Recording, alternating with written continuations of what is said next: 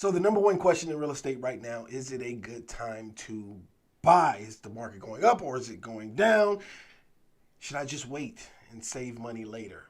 That's what we're going to talk about in this video. And we're actually going to give you a couple of scenarios to help you understand, is waiting for you or should you buy right now? Let's go.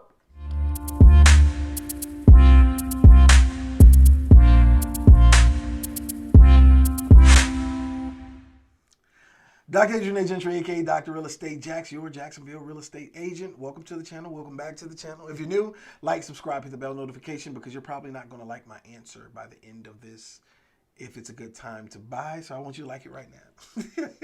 If you've been here before, you know what I'm going to say. Get up, get your own water. I'm not doing that anymore. You're family now. So I want to jump right into this topic. And if you've been around real estate, if you're thinking about buying real estate, you've heard this several times. Is it a good time to buy? The second thought process would be, I'm just going to wait until the market turns.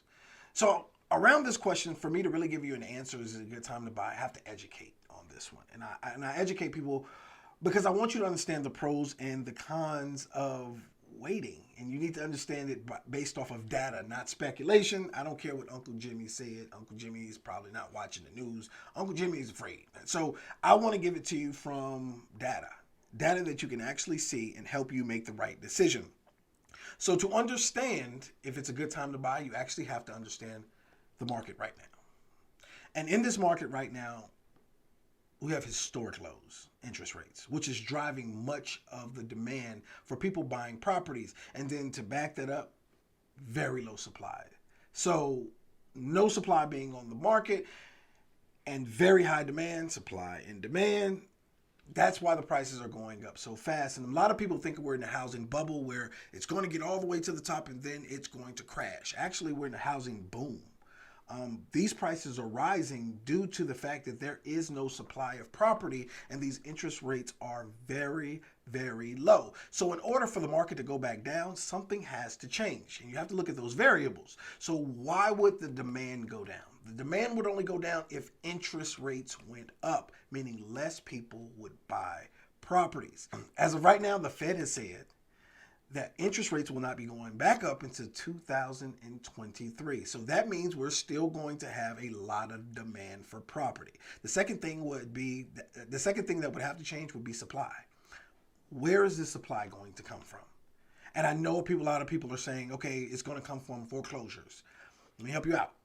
Many of these loans are being modified, right? Many of these loans are being paid off. People are selling these properties, which means they do not have to foreclose on these properties. They can actually get money and move on to somewhere else.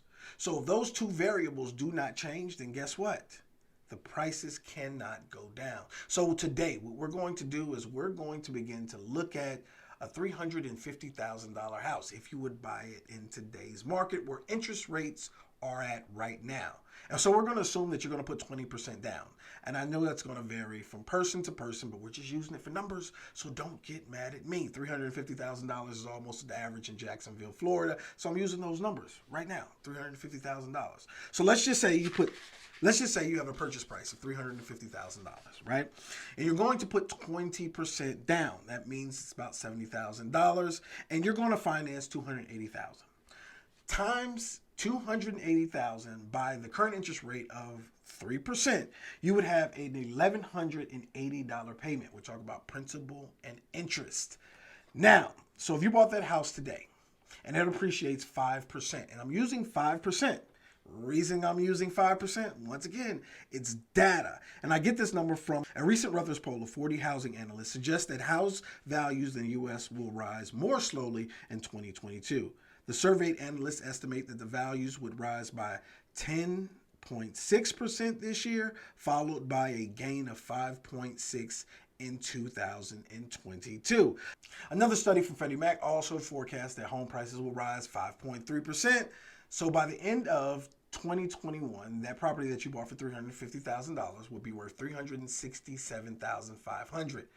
If you kept that property in 2022, that home would be worth $385,875. You would gain $35,000 in equity, and you would be paying down your mortgage, and you would also receive the tax credits you get every year for actually owning a home.